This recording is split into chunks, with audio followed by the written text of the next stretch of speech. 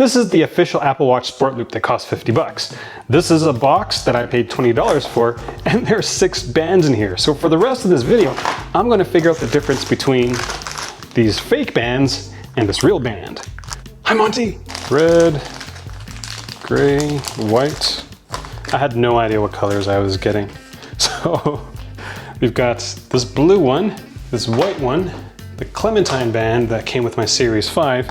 And for good measure, I'm gonna throw in another elastomer band. This is the one from Groove Life. And this one is an Urban Army Gear Civilian. This is the one that I broke during my stress test. So we're gonna see kind of how everything kind of plays out with all of this.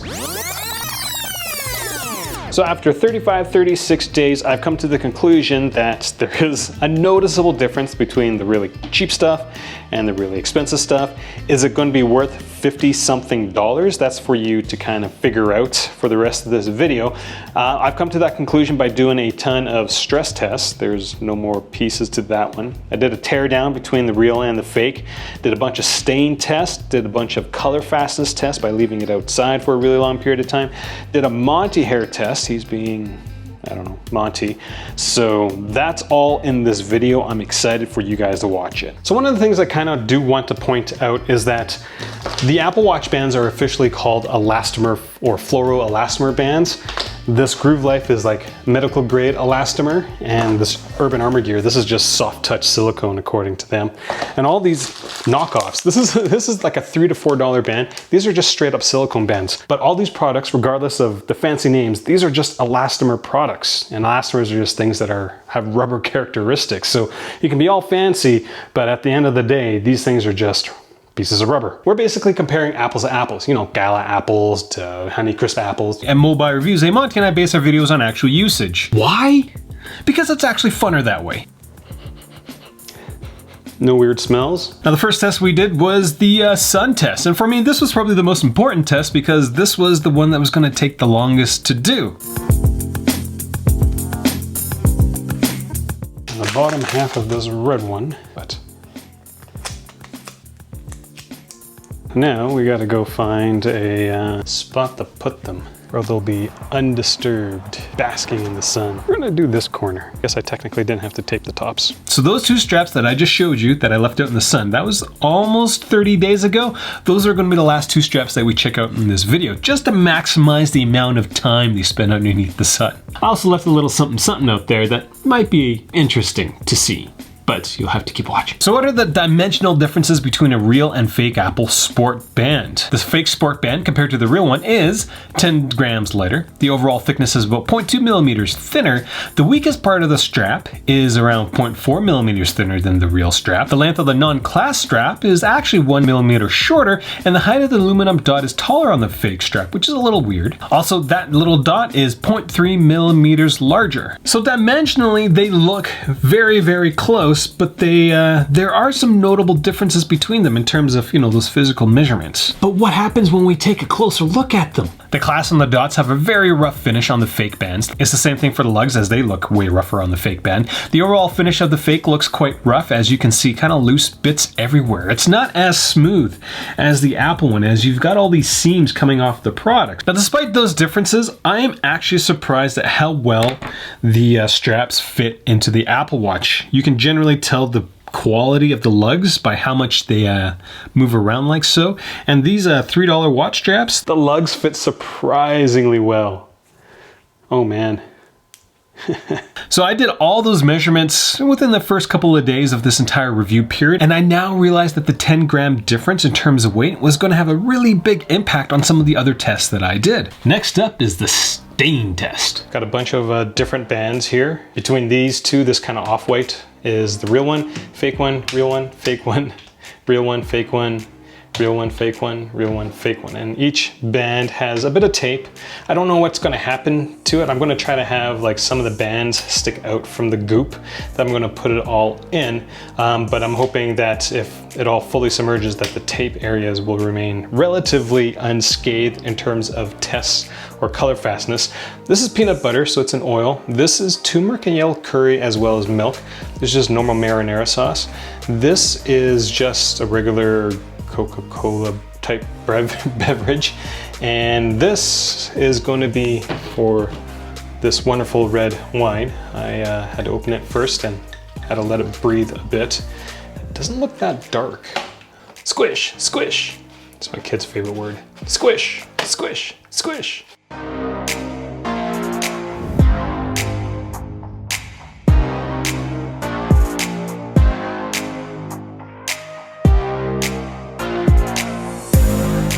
We've got watch straps in a variety of different containers. This looks like a sauce area at a buffet. We're gonna put them in the fridge and leave them alone for I don't know how long, but I'll check up on them periodically. Now, if we get a little technical, fluoroelastomer, the stuff that Apple uses in their band, is supposedly more stain resistant than other elastomers, such as, silicone. But in the world of marketing, does using a 16-letter word fluoroelastomer mean that it's better than the older 8-lettered silicone band? Now, I generally left them alone in the fridge for 7 days, except for, about 3.5 days. I had to go check because I was really excited to see if anything happened. Most of the time, nothing did happen. Now, I did leave them in the fridge because I mixed curry with milk and I really didn't want that stuff to go sour. Now, there were only 2 noticeable differences, which was the red wine and the curry. Now, with the red wine, the fake band looked like it took on more color, but that might be because it's a lighter colored band. Now, with the curry, every band looked yellow and smelled like curry. In fact, this thing, all these bands, I could still smell the curry. It smells so, my office smells so bad. But every band looked yellow and smelled bad. Now at this point, I felt that my watch straps needed to smell even more like curry, so I decided to do an even longer stain test with the whitish straps. We left those white straps in that curry slough for almost 3 weeks.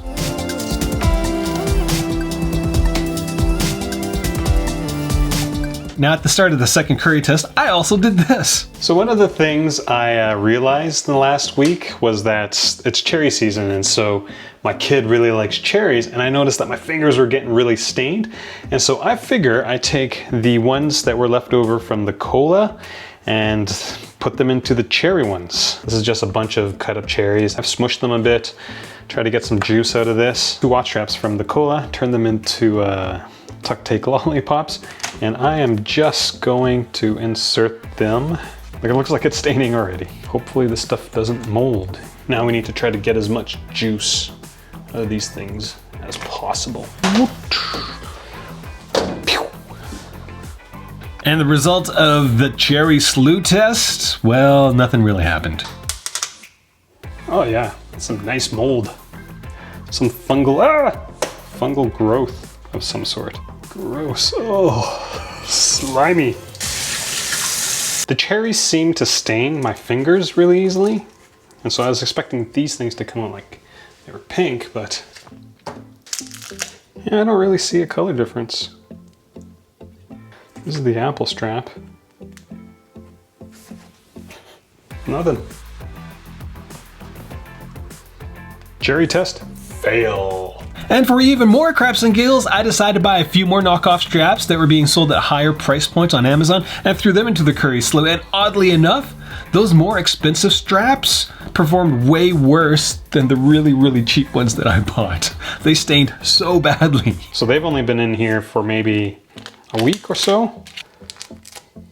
So between these ones, it's hard to tell. Like, I used the gray one in this and I don't know why, but these other fake ones definitely stain a lot easier than this Apple Watch one. Like, this Groove Life is probably on that side. Like, that's pretty neat to know that this is fairly more stain resistant than the fake competitors, except for the lugs. The lugs are apparently very absorbent to color because all the other ones are black. And for even more craps and giggles, I spray painted some bands.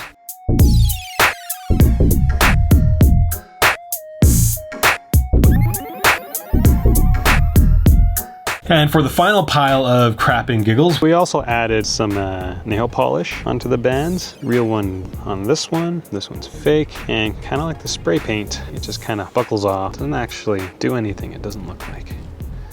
It came off way easier on the fake band than it did the Apple one.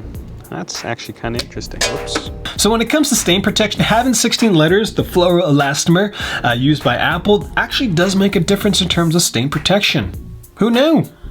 Next up was the Scratch test! So how easy is it to scratch an Apple Watch Sport band? Now these are the straps off of my original Apple Watch. They're about 5 years old and they don't look scratched at all. And I'm honestly not sure when in my daily life would my wrist come into contact with something that might actually scratch the band. But that didn't stop me from introducing the bands to the MOARE quadruplets. The fake band scratched at 3. More accurately, I was able to cut slits into the band with the 3 pick. The Apple Watch strap split with the 5 pick. So remember that the fake band, this thing is 10 grams lighter than the real band. Now given that the two straps are generally the same size generally, it means that these fake bands aren't as dense as these real bands. And that was very evident to me when I was splitting Apple Watch bands with my MOARE picks. But this made it pretty obvious that when I was going to do the stress test, that 10 gram difference again, the density is going to play a big part in it. Which is what we're going to talk about next, the stress test. Now here's a little bit of a backstory. Apple designed these watch straps to be fairly strong, the lugs themselves, so the pieces that slide into your Apple Watch.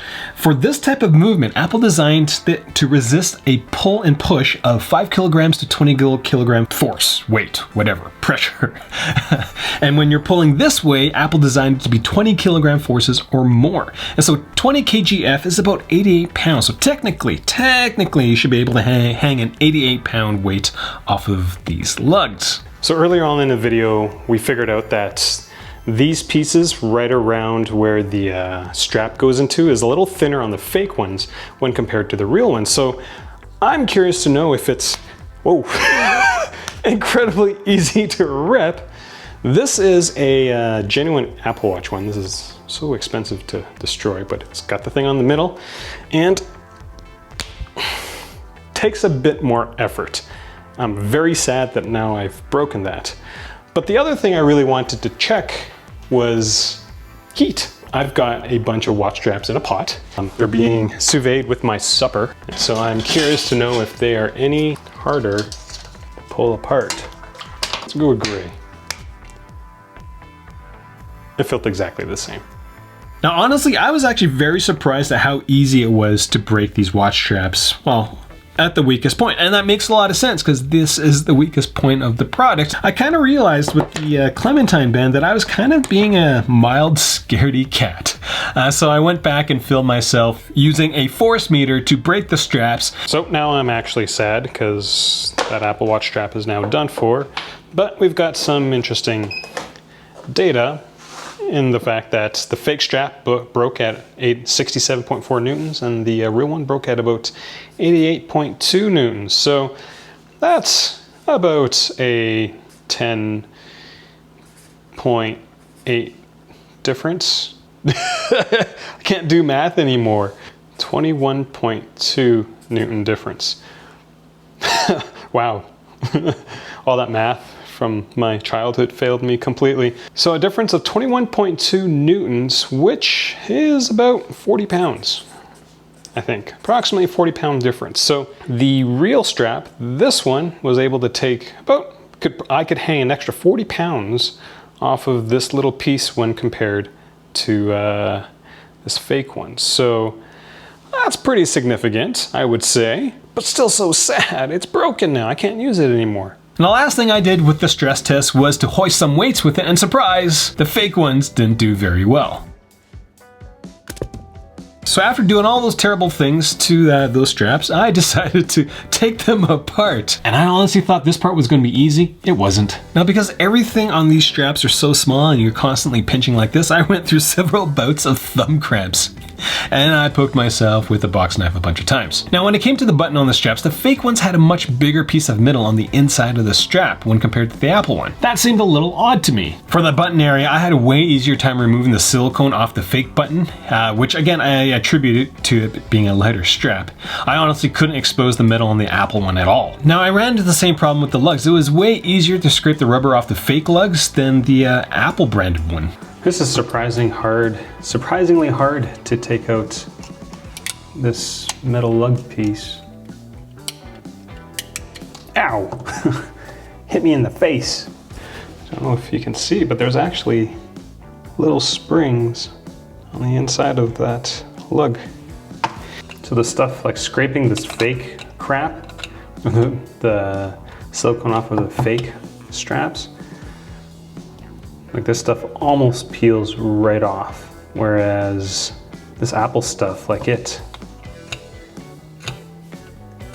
Like it feels like it's almost like glued somehow directly to the aluminum piece, because there is still aluminum. Now, all those tests that I put these fake straps through, it almost doesn't matter because nobody's actually going to be dipping their watch straps in curry slew on a daily basis. So what are these fake bands like versus the real ones on a daily basis? If you're finding what I've done in this video useful, consider getting all your fake real Apple straps from my Amazon links. This channel's not sponsored, so all this time and all these straps and all the money that I spent, out of Monty's pockets. Click subscribe, hit the notification bell, because I'm planning a lot of great stuff in the next while. And before we move on to the day-to-day stuff, I had a bunch of hand sanitizer left over from my hand sanitizer test with iPhone cases. Check that video out if you're interested. But I soaked a bunch of straps in hand sanitizer, and here's what happened.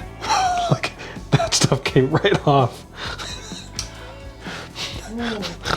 We are going to see if any color has bled out of these. So this clementine band is the real one.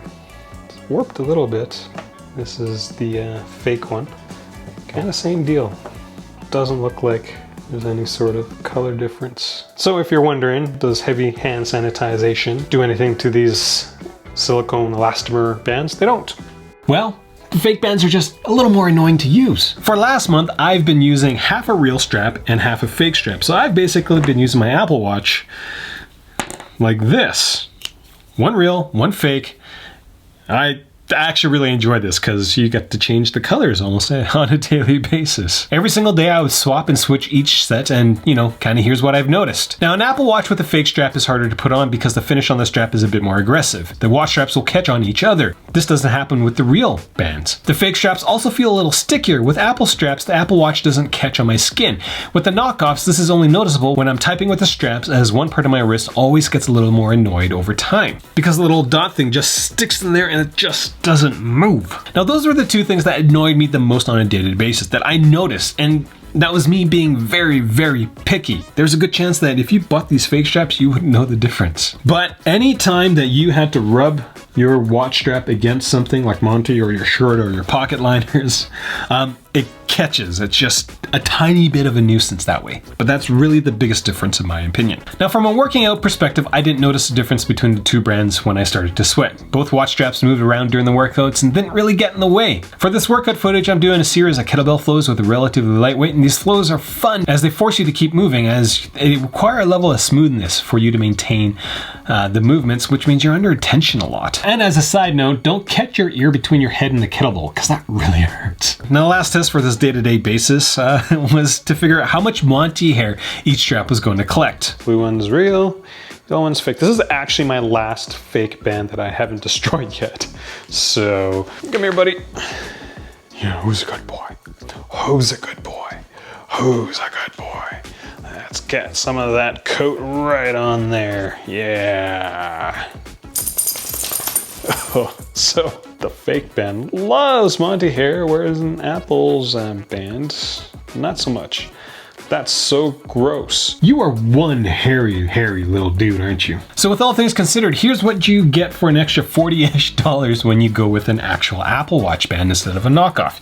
You get a band that doesn't stain as quickly. You get a band that's tougher and can handle higher loads. It's got better build quality. It comes with 2 different sizes in each box. It doesn't catch as much Monty hair, and the band is a little less annoying to use on a daily basis.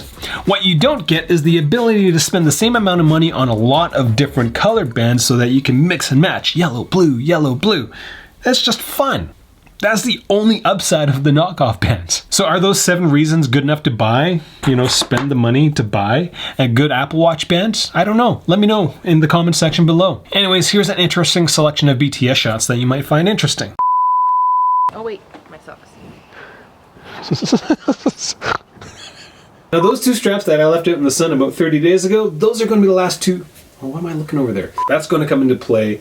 Oh my god.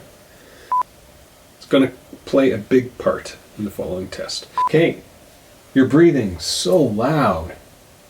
Literally. Breathe through your mouth if you can. Now here's a little bit of a backstory. The coffee mug was there the entire time. And before we move on to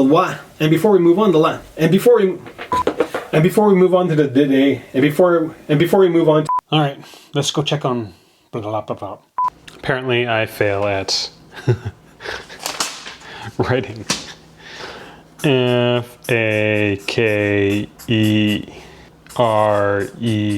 F-A-K-E-R-E-A-L. And we're done. Filming videos is not like riding a bike. All right, time to check out the ones outside, right? Come on, buddy.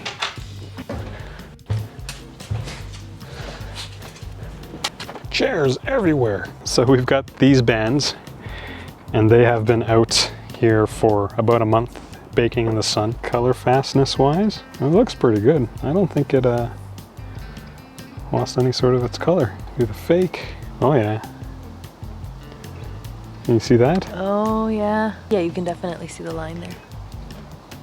Another point for the actual Apple Watch straps and not the fake ones. I honestly didn't think this was going to change. That's cool. Now, the other watch straps that I've got here, these are the curry ones. And so these ones, you kind of notice how it was so yellow before. You can see the yellow on the back, but you can't see it on the front. Still stink. So the sun bleaches the color, so it kind of cleans it in a sense. Right? Same thing with the fake. You can see the curry stain on the back, and then on the sun. That one was pretty yellow. Yeah, and this is that Groove Life thing that just looked absolutely terrible. Like, that looks brutal. And you leave it out in the sun. So, if you ever stain your Apple Watch straps, leave it out in the sun. I didn't know Cool. that was a thing. The only reason why I know that is because with all the diapers I bought my kid that you have to wash, they're like, if it looks too brown, just leave it out in the sun and the brown goes away. After you wash it, that is. You don't leave the turd on the diaper. That's all I got. First time watching my videos, click subscribe.